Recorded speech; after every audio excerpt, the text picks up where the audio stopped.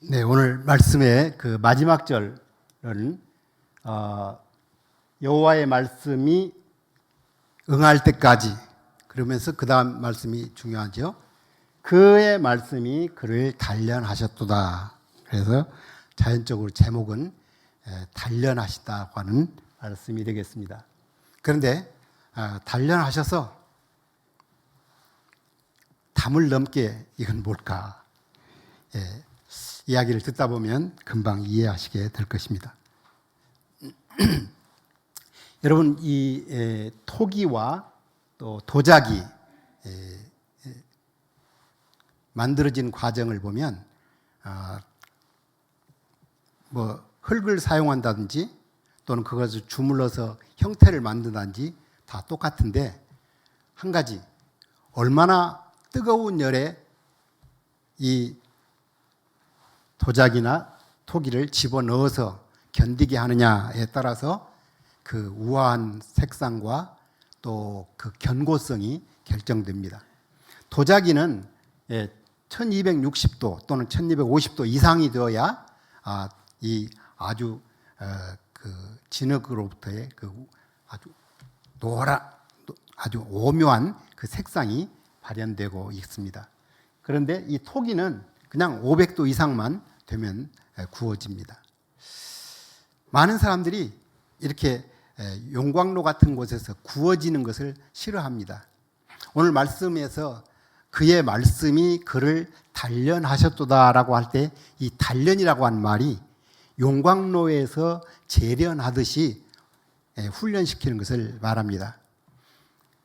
요셉을 보면서 우리 자녀들이 다 저런 요셉과 같은 사람으로 하나님께 쓰임 받았으면 좋겠다라고 생각을 합니다. 그런데 정작 우리들은 어떻게 키우느냐? 토기 만드는 과정으로 훈련을 시키고 있어요. 애들이 덜 고생하고 덜 힘들고 덜 아프게 되기를 원합니다. 그렇죠? 오늘 정말 딱딱하고 힘든 그런 말씀이 되겠네요. 그렇죠? 네. 자, 이 요셉은 역기능 가정에서 자랐죠. 역기능이라는 것은 가정이 순기능을 하지 못하는 온갖 문제투성이인 가정이죠. 아버지가 아내를 넷을 거느리고 있다고 한다면 그 보통 문제가 아니겠죠. 보통 우리가 그 전래 동화들을 많이 보면 뭐 콩쥐, 팥쥐 뭐 이런 거 보면은 그 어머니가 돌아가시고 나서 새어머니가 들어와서 전 어머니의 아이들이 그렇게 고통을 당한다, 이런 스토리인데, 지금 내 어머니가 생존해 있단 말이죠. 예. 그러니 그 암투와 그 싸움이 얼마나 치열했겠어요. 그 어머니들의 싸움도 싸움이지만 그들에게서 태어난 자녀들 간의 또 이 싸움과 또 다툼은 얼마나 심했겠습니까? 그러한 과정에서 10번째, 그러니까 누나까지 생각한다면 12번째로 태어나게 되죠. 위에 형들이 10명, 누나가 1명, 이런 집안에서 자라게 됩니다. 거기서 온갖 고통과 아픔을 겪으면서 그것을 이제 해결하는 방법으로는 할 수 없이 아버지에게 형들이 어떻게 나쁜 짓을 했는지를 말을 해주는 수밖에 없게 되었죠. 그런 과정에서 자란 이 요셉은 어떤 가치관이 형성되었을까요? 그래, 나는 결혼을 하면은 5명의 아내를 둘 거야, 이렇게 아빠를 넘어서야지, 이렇게 했을까요? 예, 아마 놀랍게도 아브라함의 그 부인도 사례가 돌아가자마자 또 돌아가기 전에 하갈도 얻었죠. 그리고 그두라를 얻어서 그 많은 자손들이 지금 중동의 온통 싸움의 그 원인이 그 아브라함의 자손들 때문에 그렇게 싸우고 있는 것이죠. 이삭은 물론 한 아내를 두었지만 이 야곱에게서 또 이런 일을 직접 체험하고 보다 보니까 아마 그에게는 나는 한 아내만 둘 것이다. 이삭처럼. 아마 이렇게 생각을 했을지도 모르겠어요.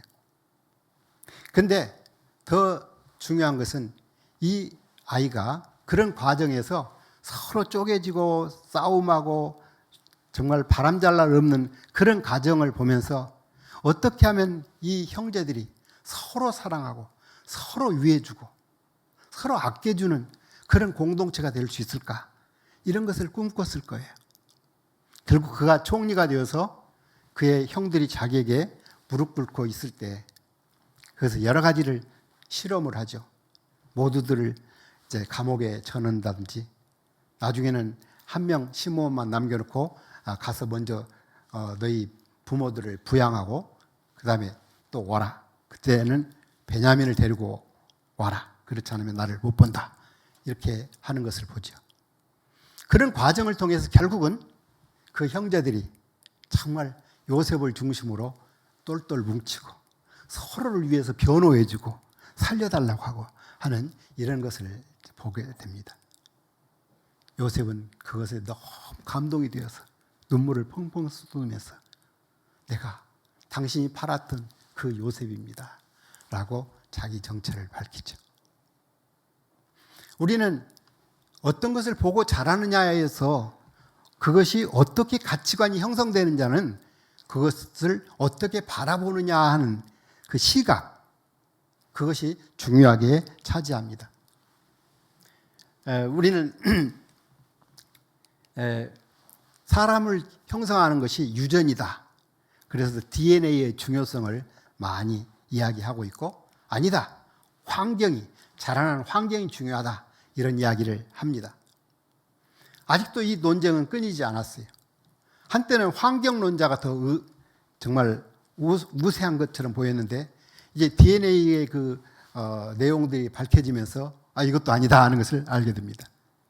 자, 그런데 유전적으로 가장 훌륭한 DNA를 가지고 태어난 사람, 환경적으로 최상의 환경에서 자란 사람이 누구였을까요? 인류 역사 속에서 아담과 하와였죠. 그죠? 하나님께서 가장 최상의 작품을 만들어서 하나님의 영을 부어 넣어서 만들었으니까 최고의 유전자로 만들고 그리고 최고의 환경, 그 에덴 동산에 그들을 두셨잖아요. 그런데 거기서 타락하게 되고 그래서 그 후손들이 사람을 죽이는 사람이 나오게 되고 이렇게 됐죠. 반면에 예수님은 어떻습니까? 둘째 아담이신 예수님은 가장 열악한 환경에서 태어나셨어요. 그렇죠? 그래서 그 마구간에서 그 냄새를 처음 들이마신 숨이 그 마구간의 더러운 냄새였을 거예요. 그리고 또 태어난 지 40 며칠 만에 바로 도망가야 하는 그런 상태였죠. 이집트로. 이런 환경 속에서 태어났지만 우리 예수님은 인류를 구원하시는 그리고 아버지 하나님께 절대적으로 순종하는 그런 분이 되셨잖아요. 그러니까 중요한 건 뭐냐면 환경이 중요한 것도 아니고 유전이 중요한 것도 아니고 환경이나 유전에 대한 나의 자세, 나의 의지 이것이 중요하다는 것이죠. 그래서 우리는 하나님의 말씀을 통해서 이 의지를 훈련시킵니다. 이런 자세를 훈련시킵니다. 어떻게 하면 아무리 어려운 고난이나 환경 이런 것들이 올지라도 그걸 이겨낼 수 있을까 하는 것이에요. 제가 늘 마음이 안타까움이 있습니다. 이 니체라는 사람이에요. 니체의 중요한 그 저서가 신은 죽었다이죠. 그리고 자라투스트라는 이렇게 말했다 뭐 이런 것. 그는 1844년에 태어나서 44년 동안 살다가 44세에 병에 걸려서 12년 동안 앓고 있다가 결국 56세에 세상을 떠났어요. 참 안타깝습니다. 왜 안타까우냐면 이 니체의 아버지가 아주 유명한 목사님이세요. 그 궁중에서 왕 앞에서 섬기는 그런 목사님이셨어요. 그런데 그가 24살에 넘어져서 뇌출혈로 세상을 떠난 후로 이 니체는 계속해서 이제 이모 집에서 생활하게 되는데 거기는 전부 여자들 뿐이에요. 자기 사촌 형제들이 없어요. 자매들만 있는 거예요. 그런 곳에서 남자로서 유약하게 좀 자랐겠죠. 아니, 더 정확하게 말한다면 좀 더 감성적으로 자랐겠죠. 근데 문제는 그가 기숙학교에 들어가서 거기서 기숙사의 규칙에 대해서 머리가 좋은, 정말 유전적으로 좋은 머리를 가지고 태어난 이 니체가 뭔가 좀 이야기를 해가지고 거기서 징계를 당합니다. 좋은 머리를 가졌지만 감성적으로 더 단단하게 훈련되지 못했던 이런 니체는 그걸 감당하지 못하고 신에 대해서 반감을 갖기 시작하고 그렇게 해서 하나님을 없애버리고 자기 삶 속에서 그래서 자기 힘으로 자기 머리로 원고를 쓰고 가르치고 해서 먹고 삽니다. 그리고 그가 주장하는 철학적인 사상이 초인 사상이에요. 결국 요즘 말하자면은 그 자기 개발서에서 가장 잘 사용되는 내가 우수한 사람이 되어야 한다. 내가 능력 있는 사람이 되어야 한다. 내가 탁월한 사람이 되어야 한다. 내 힘으로 할 수 있다. 이겁니다. 그런데 우리는 알죠. 율법도 다 못 지키는 우리인 걸 알죠. 그래서 예수님을 보내셔서 우리 안에 들어오셔서 우리의 능력이 되시고 우리의 힘이 되셨다는 이 놀라운 비밀을, 이 복음을 우리는 알고 있죠. 결국 자기 개발서의 중심은 자기죠. 내가 하는 거죠. 그러나 그리스도를 믿고 있는 우리들은 하나님의 말씀에서 가르쳐준 복된 소식이 뭡니까? 하나님이 나를 도와주신다는 것이죠. 하나님이 나를 대신하셨다는 것이죠. 너무 놀라운 그 이야기를 이 니체는 알지 못한 채 결국은 쓸쓸하게 자기가 저지른 그 죄 때문에 얻은 그 병으로 결국은 죽게 됩니다. 자, 그래서 저는 다음 세대들을 지도하는 교육자로서 안타까워서 이 말씀을 한번 생각해 보았습니다. 한번 같이 읽어볼까요? 시작. 또 아비들아 너희 자녀를 노엽게 하지 말고 오직 주의 교훈과 훈계로 양육하라. 그런데 이 말씀은 다른 번역, 공동 번역으로는 자녀의 마음에 상처를 입히지 말고 또 쉬운 말 성경에는 자녀를 자극하여 화나게 하지 말고 그리고 쉬운 성경에는 자녀들의 마음을 상하게 하거나 화를 돋우지 말고 그리고 현대인 성경에서는 자녀의 감정을 건드려 화나게 하지 말고 그리고 현대어 성경에서는 자녀들을 너무 꾸짖지 마십시오. 또 잔소리를 늘어놓아 반항심을 일으키거나 분노를 품게 하지 마십시오. 이렇게 되어 있습니다. 근데 다 번역 성경으로만 이야기하니까 신뢰성이 안 갑니까? 그래서 헬라어도 하나 갖다 놨습니다. 예. 파로르기조, 기조. 그렇죠? 기조? 아닌가요? 예. 이 말은 성나게 한다. 또는 격노하게 한다. 내나 우리 번역들이 잘 번역하고 있어요. 저는 이 말씀을 읽으면서 바로 니체가 떠오른 것이 그 이유입니다. 우리가 자녀들을 잘 가르친다고 하면서 가르치는 기회를 놓쳐버려요. 아이들을 감정적으로 나를 받아들이는 상태가 되었을 때 그때 내가 하는 말이 그들에게 감동을 주거나 영향을 주는데 우리는 아이들을 매를 들고 가르칠 때 그게 먹게 들겠어요?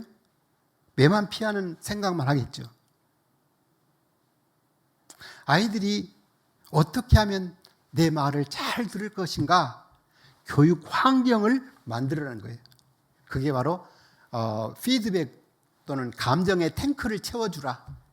그럴 때 종종 우리가 화를 내거나 야단을 쳐서 그 감정의 탱크에서 지출을 하더라도 잔액이 많이 남아있으면 아이들과의 관계가 깨지지 않고 교육적인 관계가 계속 이루어진다는 거예요.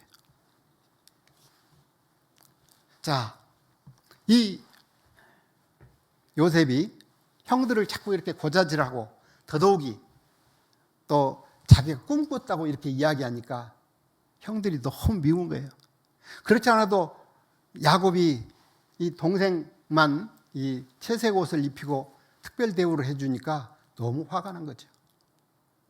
그래서 이 아버지 심부름으로 도단까지 갔는데 세겜까지 갔다가 안 보였습니다 하고 돌아와도 되지만 요셉은 뭘 배웠을까요?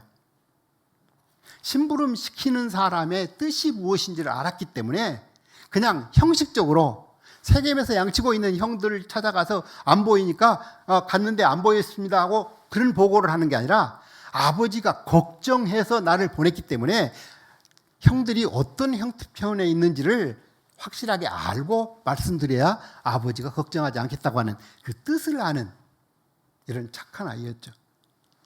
아니, 착한 아이가 아니라 정말 하나님께서 말씀하신 부모에게 순종하면 잘 되게 해줬다고 하는 그 말씀을 철저하게 믿고 순종하는 사람이었죠. 근데 그만 거기서 도단까지 가서 찾았는데 자기가 운명이 완전히 바뀔 것을 몰랐을 거예요. 그죠? 그래서 붙잡혀가지고 물 없는 구덩이에 빠뜨렸습니다.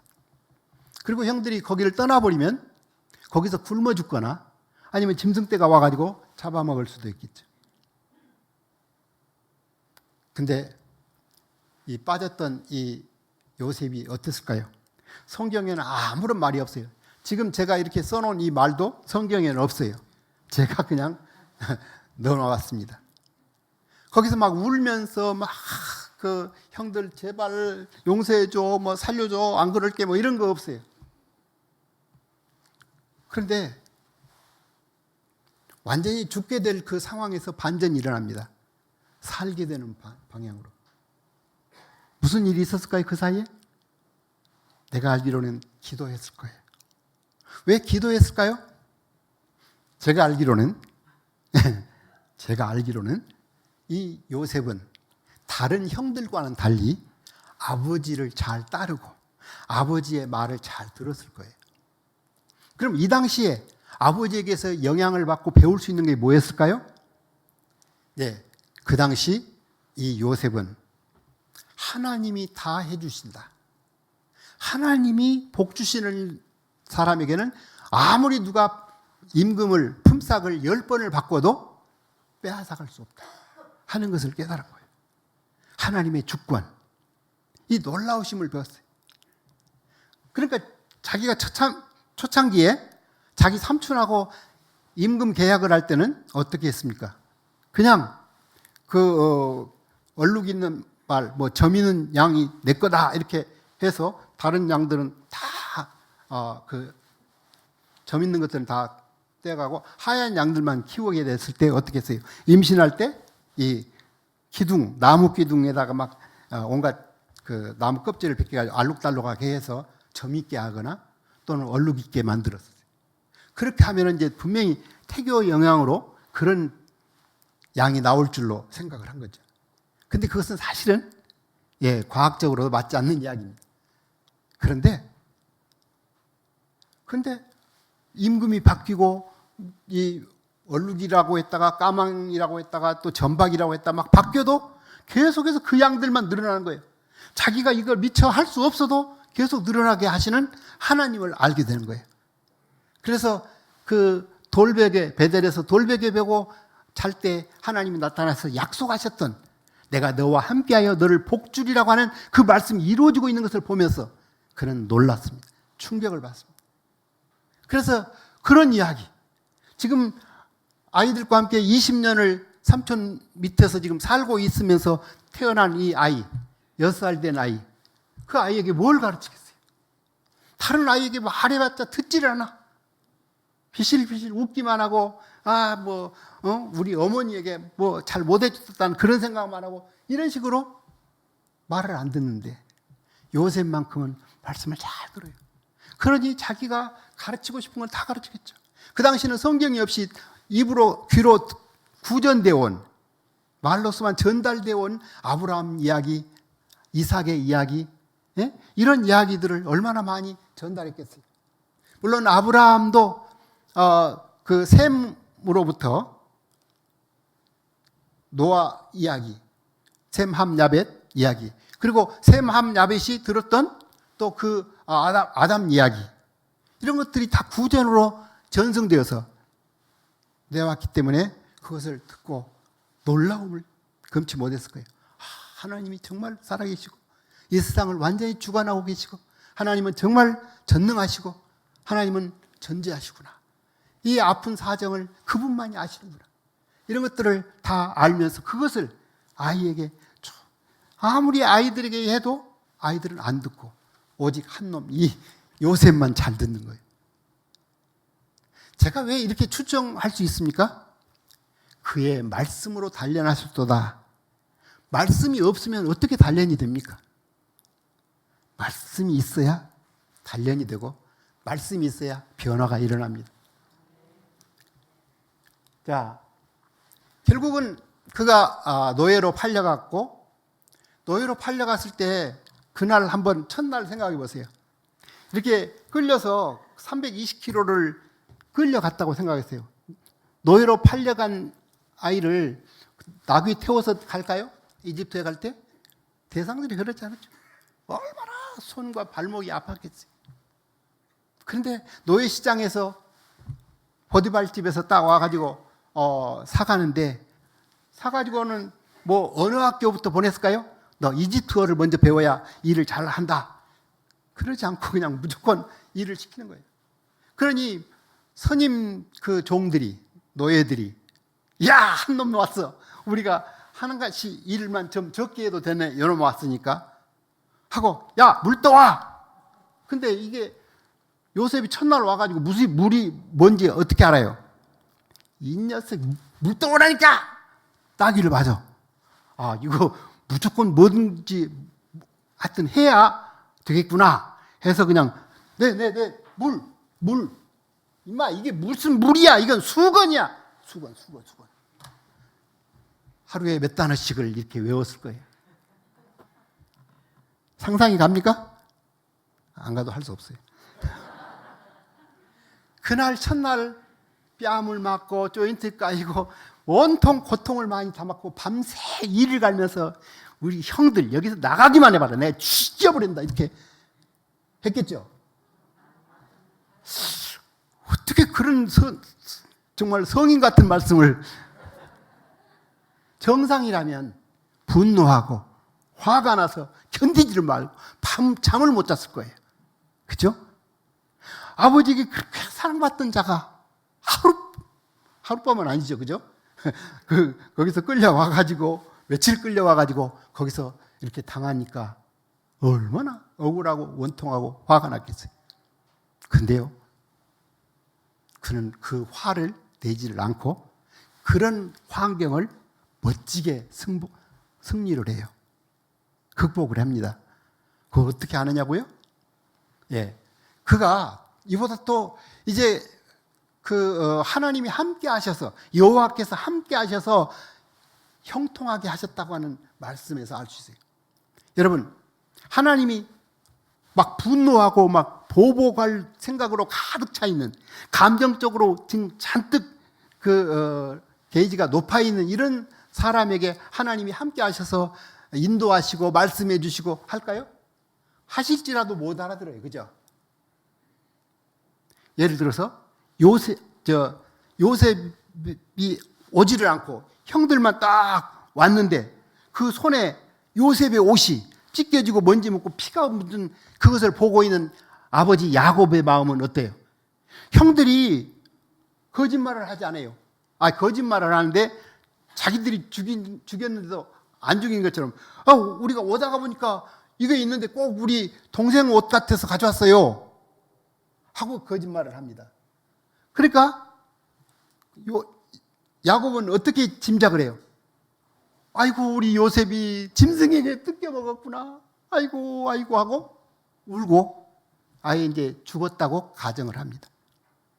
만약에 야곱이 그것을 극복해서 하나님께 기도했다면, 요셉에 대해서 기도할 때마다 마음이 평안을 주셨을 때 죽지는 않았겠는데 어디 있을까?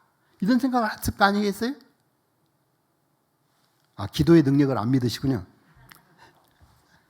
기도를 할 때 하나님께서 말씀하셨을 텐데 아직 자기 슬픔에 빠져서 하나님께 구하지를 않는 거예요. 어쨌든 지금 이 가정총무가 되어서 왜 하나님이 복 주시는 것을 이방인인 그 보디발마저도 알 수 있을 정도로 너무 잘 돼. 얘가 손대는 일마다 잘 되는 거예요. 그래서 자기 일, 집안 일을 다 맡겨. 마누라만 빼러. 근데 그 마누라가 이제 요셉을 탐냅니다. 아무도 모르잖아요. 그 노예인데 뭐 더 나아질 수가 있어요. 노예 중에서 이제 가정 총무가 되었으니까 좀 낫긴 하지만, 근데 그는 아무도 없을 때 참된 자기의 인격, 가치가 보여집니다. 이것은 악한 일이라고 생각하고 거기서 도망쳐요. 부인이 종들을 다 멀리 보내버리고 아무도 없는 사이에 완전 범죄를 하려고 하고 있는데 그래도 그는 도망칩니다. 옷을 붙잡고 있는데 그냥 옷이라도 그냥 잡고 있도록 하고 빠져나가 버립니다. 너무 화가 난 이 여자가 자기 남편 돌아올 때 그 옷이 증거가 되어서 나를 겁탈하려고 했다고 이렇게 이야기하죠. 그래서 감옥에 들어가요. 그 경호대장이 운영하고 있는 왕의 죄수들만 들어있는 감옥에 들어와요. 아니 그냥 벌 받는 것은 그래도 좀 괜찮은데 파렴치범이잖아요. 어떻게 자기 주인의 뭐 이런 거죠. 그런데 그렇게 막 억울함, 당신 마누라나 잘 간수해 이 멍청아 이렇게 할 만도 하죠. 여러분들은 너무 도를 닦으신 분들인가 이렇게 조용하시죠. 근데 이 요셉은 아무 말 없이 감옥에 들어가요. 왜냐하면 그것까지도 하나님의 연단 프로그램에 있는 것으로 아는 것 같아요. 근데 실제로 그랬어요. 그가 그 감옥에 갇혀서 2년 동안 있을 때 그 감옥에 들어오는 사람들은 다 왕의 죄수들이에요. 그 말은 무슨 말이냐면 왕궁에서 내놓으라 하는 그런 직책을 가진 사람들이기 때문에 왕궁 사정에 대해서도 해박한 지식을 가지고 있고 언어가 달라. 자기가 처음 그 보디발 집에 왔을 때는 종들의 언어만 배웠잖아요. 막 싸대기 맞아가면서 쌍스러운 이집트어를 배웠던 그가 기껏해야 고급 언어는 경호대장인 보디발과 그 부인 사교계의 여왕이라고 하나 그 부인의 이야기를 통해서만 조금 고급 언어를 배웠겠죠. 그런데 딱 감옥에 들어와 보니까 완전히 개인 교수, 박사과정 그들을 통해서 질문을 통해서 이집트의 수로 이 물 관리는 어떻게 하는지 농사는 어떻게 하는지 이걸 다 이렇게 물어봐요. 지식을 얻고 왕궁 제도에 대해서 왕 제도에 대해서 또 신하들과 관계 이런 것들을 다 배워요. 2년 진짜 박사과정이죠. 그것도 개인 교수. 제가 뭘 이렇게 말할까요? 여호와께서 요셉과 함께 하심으로 이게 중요한 거예요. 하나님께서는 제가 몇 번 여기서 그 설교를 했을 때 하나님의 오랜 꿈 중에 중요한 것이 하나님 우리와 함께 하신다는 거 누누이 이야기했죠. 이게 얼마나 큰 복인지 몰라요. 하나님이 나와 함께 하신다면 못할 게 없어요. 아멘? 예. 그래서 이 39장에 보다 2절에도 3절에도 21절에 23절에도 여호와께서 요셉과 함께 하심으로 형통한 자가 돼요. 와우. 우리 자녀들이 하나님이 나와 함께 하신다는 이 확신만 계속 가지고 세상을 산다고 한다면 그에게 닥치는 어떤 어려움도 문제가 없어요. 상황을 분석하고 번역을 할 수 있는 번역기가 필요해요. 여러분 요즘에는 여행 가서 외국어를 몰라도 핸드폰에다가 그 앱을 사용해가지고 번역기 내가 말을 해요. 가까운 역까지는 어디로 가야 합니까? 이렇게 넣으면 그 나라 말을 선택했으면 이렇게 들려주면 그 나라 말로 그게 번역이 되어서 소리가 나가요. 그러니까 통역을 데리고 다니는 거예요, 완전히. 이렇게 편리한 세상이 되었습니다. 근데 이 편리한 세상이 되었는데 우리는 이보다 더 놀라운 번역기 가지고 있어야 해요. 그게 뭐냐? 상황을 해석하는 능력. 아멘? 이 요셉이 자기에게 닥친 이 고난과 어려움과 문제들을 올바르게 해석했기 때문에 그는 짜증내고 화내고 분통이 터지고 억울해하거나 하지 않고 그 감정이 평온했기 때문에 하나님의 음성을 듣고 하나님의 인도를 받고 하나님의 함께 하심을 누릴 수가 있었던 것입니다.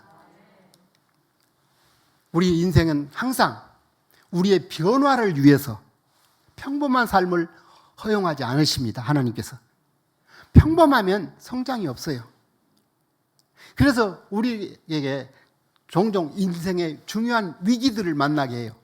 마치 태풍을 통해서 바닷물을 휘저어가지고 거기 물고기들을 살게 하고 우리 돼지가 살게 하도록 하기 위해서 하는 것처럼 우리에게 고난과 재난과 질병과 환난을 통해서 이 어려움들을 우리에게 주시는 것은 바로 나를 위한 것이다 하는 믿음을 가지고 올바르게 그 상황을 해석할 수 있어야 해요.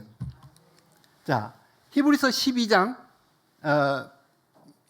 11절까지 1절부터 쭉 보면은 이 훈련이라고 하는 징계라는 말이 나오는데 징계라는 말은 좀 무섭게 번역한 것이고 원래는 훈련입니다. 네.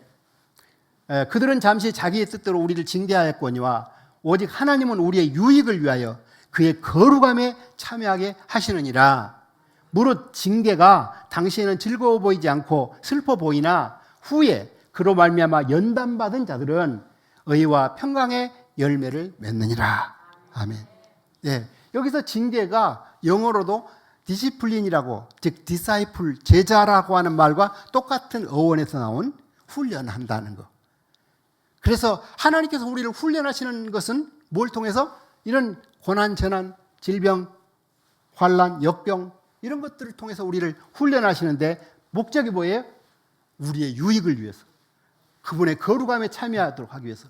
그리고 의와 평강의 열매를 맺도록 의로운 삶이 나타나도록 하기 위해서 그렇게 하시는 거예요. 지금 이 땀을 뻘뻘 흘리면서 우리를 다듬고 계시는 우리 주님을 생각하십시오. 죄를 깎아내고 욕심을 깎아내고 그래서 우리를 그날에 주님이 오셨을 때 하나님 앞에서 하나님 보십시오. 당신의 작품입니다. 흠도 없고 점도 없는 자로 기쁘게 서게 하실 그분. 이 놀라우신 주님의 우리를 향한 그 사랑과 배려를 우리가 얼마나 감사해야 할까요? 예, 사람은 태어나서 죽을 때까지 B와 D 사이에 C가 있다고 하죠. 찬스가 있습니다. 어떤 찬스일까요? 예, 그리스도를 만날 찬스가 있습니다.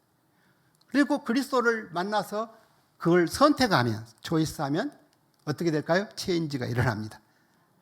사람들이 나이가 지금 70이 됐는데도 계속 변화되지 않아가지고 저에게 계속 문자로 눈물의 그 하소연을 보내오는 어떤 권사님 계세요. 우리 교회 권사님 아니에요? 우리 교회 권사님은 그걸 넘어섰기 때문에 아닐지도 모릅니다. 근데 남편이 아직도 성숙이 안 돼가지고 너무 힘들게 하는 거예요. 체인지가 안 돼서 그래요. 체인지는 어떤 때 일어납니까? 아까 이런 여러 가지 상황들을 올바르게 읽을 때 일어납니다. 그래서 어떻게 합니까? 우리는 상황을 읽는 번역기를 하나씩 다 갖고 있기 바랍니다. 내가 어떻게 변화되는가를 에벌린 크리스턴슨이라고 하는 분이 이제 주님 나를 변화시켜 주세요라는 책에서 그 제 2장의 그 제목만 따왔습니다. 하나님의 말씀을 통해서 주님에 의해서 변화됩니다. 두 번째는 다른 사람들을 위하다가, 즉 다른 사람을 사랑해서 다른 사람을 염려가 되어서 뭔가를 해주다가 내가 변화돼요. 또 하나님의 말씀을 공부할 때 변화가 됩니다. 그리고 성령님이 기억시켜 주실 때, 하나님께 기도로 구할 때, 그리고 다른 사람들에게 나를 위한 기도를 요청할 때 그만큼 내가 가난해지고 또 겸허하게 다른 사람의 말을 청취할 수 있는 그런 자세까지 내려갈 때 변화가 시작돼요. 그리고 마지막으로 내가 다른 사람을 위해서 기도할 때. 오늘 아침에 이제 일부 예배 끝나고 9시 반쯤에 여기 앉아서 기도하고 있었는데 권사님들이 막 우리 교회를 위해서, 설교자를 위해서, 또 담임 목사님을 위해서, 선교사님을 위해서 막 기도하는데 이런 권사님들이 그래서 변화되는구나. 그리고 우리 교회가 그래서 건강한 교회가 계속 되어가는구나 하는 것을 느꼈습니다. 그가 바로왕 앞에 섰을 때 어떻게 됩니까? 네가 꿈을 잘 푼다지? 그러니까 제가 아니라 하나님께서 바로에게 선한 뜻을 알려주실 겁니다 라고 대답합니다. 여기서 바로는 지금 요셉이 알고 있는 하나님을 몰라요. 그렇죠? 우상을 섬기고 있는 그들에게 하나님 이야기를 해줍니다. 그 대파라오 앞에서 그렇게 하나님에 대해서 제일 먼저 이야기할 수 있는 그런 담대함이 어떻게 키워졌을까요? 네, 하나님에 대한 확신. 아멘? 우리 자녀들이 그렇게 되었으면 좋겠어요. 여기 김성경 전도사님, 이분은 목사님이 아버지신데 그가 초등학교 주일학교를 이렇게 잘 다니고 중학교를 딱 올라가서 입학식 끝나고 반 들어갔는데 반 담임 선생님이 너희들 중에 혹시 그 흙으로 만들어 가지고 공기를 집어넣어서 사람이 되겠다는 일단 허무맹랑한 것을 믿고 있는 사람 혹시 없겠지? 그런 사람들 있으면 나가도 좋아. 자, 그래 그 믿는 사람 일어나봐. 그러니까 이 김성경 전사는 그 자기 교회 다니고 있는 또래들 5명과 함께 눈짓을 하면서 일어나자고. 그런데 딱 정작 일어나라고 할 때 일어나는 사람 자기 혼자뿐이었어요. 그리고 온 학생들로부터 비난을 받고 놀림을 받고 그랬어요. 그가 학교에서 집으로 가면서 자전거를 처박아 놓고 막 울었어요. 내가 거기서 하나님을 증거할 수 없었다고. 그리고는 그 다음 날 자퇴서를 가지고 학교에 중학교 간 지 이틀 만에 자퇴서를 내버립니다. 이유는 뭐예요? 당신 같은 사람의 가르침 없이도 하나님이 나를 훌륭하게 만드신다는 것을 내가 보여주겠습니다. 이런 배짱을 가진 아이가 내 제자가 되었으면 좋겠어요. 네. 그런데 아버지도 사실 자퇴를 말렸어요. 자퇴해가지고 혼자 생활할 때 그냥 시간을 허비하고 제대로 살 수 없을 거라고 생각했기 때문에. 근데 그는 아버지의 걱정을 시간표를 딱 애들이 학교 가서 끝나고 올 때까지 시간표를 짜가지고 나름으로 공부하는데 그 검정고시 그 책자를 구입해가지고 막 그 당시는 인터넷 강의 인강 이런 거 없었기 때문에 그렇게 공부해가지고 중등급 과정, 고등부 과정을 다 패스를 해가지고 15살에 침례 신학대학을 들어갑니다. 4년제 대학을 들어가요. 그러니까 센세이션이 일어났어요. 15살에 최연소로 대학교 들어갔다고. 그래서 그 합격증을 가지고 그 중학교를 찾아갔어요. 신문에 이미 났던 이야기이기 때문에 김성경 학생이 온다고 생각하니까 그 담임 선생이 와가지고는 미안하다. 네가 이렇게까지 나갈 줄 몰랐어. 그냥 말만 하지. 그리고 그는 이제 대학 마치고 또 유학 가서 석사과정 마치고 박사과정까지 하려다가 정말 한 영혼이 자기가 가르쳤던 영혼이 떠난 다음에 다시 돌아오려고 하니까 교회 사람들이 다 저 걸레 같은 애가 다시 교회를 들어온다고 정말 손가락질하고 하니까 하나님 만나고 싶지만 담 밖에서 3시간이나 기다렸다가 다시 돌아가곤 했다고. 우리 같은 사람은 교회에서 안 받아주는가 봐요. 그 말을 듣고 박사과정 포기하고 원 디사이플 미니스트리를 하기 시작했어요. 한 명에게 제자를 만들기. 제가 여기서 이거 길게 이야기 않겠습니다. 포인트가 뭐예요? 하나님을 증명하려고 하나님을 위해서 결단하면 하나님이 당신을 증명하신다는 겁니다. 오늘 제가 왜 요셉 이야기를, 사실상 이 그림을 우리 전교인 수양회 때 몇 년 전에 했습니다. 혹시 보신 분, 기억나신 분 있죠? 안 돼도 괜찮아요. 사람은 한 8번 설교해야 변화된대요. 여기 제가 좋아하는 이 말씀 때문에 요셉을 더 좋아하게 됐습니다. 같이 읽어볼까요? 시작. 요셉은 무성한 가지 곧 샘 곁에 무성한 가지라. 그 가지가 담을 넘었도다. 아멘. 여기 우리가 장지교회가 아름다운 가지 장지교회잖아요. 그죠? 이 가지가 담을 넘었다는 거예요. 열매가 주렁주렁 열매 맺혀있던 그 가지들이 담까지 넘어서 지나가는 사람들도 따먹을 수 있는, 지금 우리 사회에서는 따먹으면 법에 걸리지만 이 당시에는 막 따먹을 수 있는, 다른 사람에게 혜택을 줄 수 있는 그런 이야기죠. 이건 야곱이 요셉을 위해서 종말로 축복 기도할 때 한 말이에요.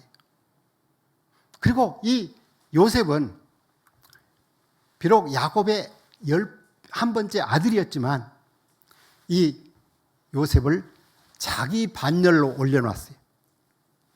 그래서 야곱과 요셉은 이제 같은 동생처럼 학렬이 그렇게 반열을 올라놨는데, 왜 그러냐 하면 요셉의 두 아들을, 므낫세와 에브라임을 아예 12지파의 그 형들과 똑같은 지파로 만들어 준 거예요. 놀랍지 않으세요? 왜 그랬을까요? 이 요셉에 대한 사명 때문에 그렇습니다. 요셉은 이런 사명을 감당할 수 있을 만큼 무성한 가지가 될 수 있었던 이유가 여기 나와 있죠. 숨어 있죠. 샘 곁에 무성한 가지.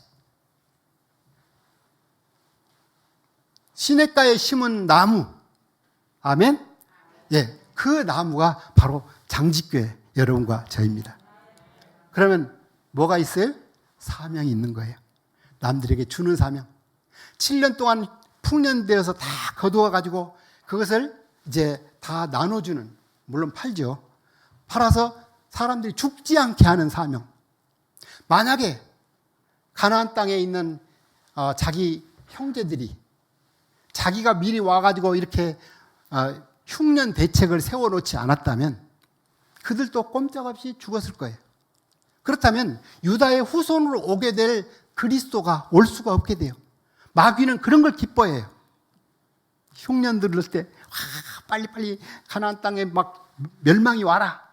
그래야 나의 대적 메시아가 못 온다.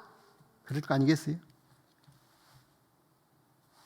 자, 우리는 메시아를 못 보게 만드는 이 모든 흑암의 세력들을 물리치고 복음을 이웃에게, 또 다른 지역에게까지, 또 해외까지 전달해야 할 사명이 무성한 가지가 담을 넘는 사명인 줄로 믿습니다. 네. 우리나라의 기술이, 그 손정도 목사님이 상해 임시정부 때 그 목사님으로서 어떻게 섬기는데, 그 독립운동 갖고는 독립이 되었다 하더라도 금방 일어설 것 같지 않아서 기술을 배워라. 자기 아들에게. 그렇게 해서 그 아들이 그럼 무슨 기술을 배울까? 해양 기술, 조선 기술 이런 것들을 배워가지고 나중에 한국에 돌아와가지고 해병대의 그 원조를 만들어냈어요. 김예국 장로님 앞에서 이런 말을 하니까 그냥 번데기 앞에서 주름 돋는 번데기는 아니고 공자 앞에 문자 쓴 셈이 됐습니다. 네, 어쨌든 우리나라는 그 이후로 계속해서 기술 강국이 되어가고 있습니다. 그래서 이 바이든 대통령이 와가지고 제일 먼저 삼성 그 평택 공장에 갔었죠, 그죠? 네. K-팝, K-드라마, K-조선, K-플란트, 하여튼 지금 K로 되어 있는 것이 많이 되어가지고 심지어는 어떤 나라에서는 그 아프리카에 그 나라에서는 자기 국기 안에다가 우리 태극기를 넣었어요. 또 어떤 나라에서는 저 남태평양에 우리 제주도의 한 부속섬이 되게 해달라고 그렇게까지 요청하고 있어요. 콜롬비아에서도 마찬가지로 이렇게 우리가 점점 세계에 영향을 끼치고 있습니다. 근데 이런 기술적인 영향 말고 예술적인 영향 말고 또 이 음주 영향 말고 이 세 가지 술만 가지고는 안 돼요. 진짜 술, 성령의 술로 영향을 끼쳐야 할 줄 압니다. 네. 그래서 우리 K신앙 얼마나 문제가 있을 때마다 막 기도하면서 능력 있게 살았습니까? 그죠? 네. 그 신앙의 전통을 우리 후손들에게 물려서 온 세계가 이 혜택을 누리도록 해야 하지 않겠습니까?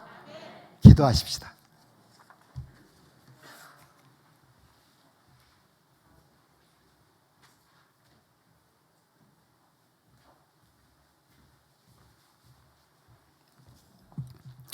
하나님 아버지, 아름다운 가지 장직교회를 이곳에 세워주셔서 우리 하여금 다시 말씀으로 세워지고 말씀으로 하나님을 증명하고 하나님을 알지 못하는 영혼들에게 하나님을 전달하는 담을 넘는 이 사명을 우리에게 다시 한번 일깨워 주신 것을 감사합니다.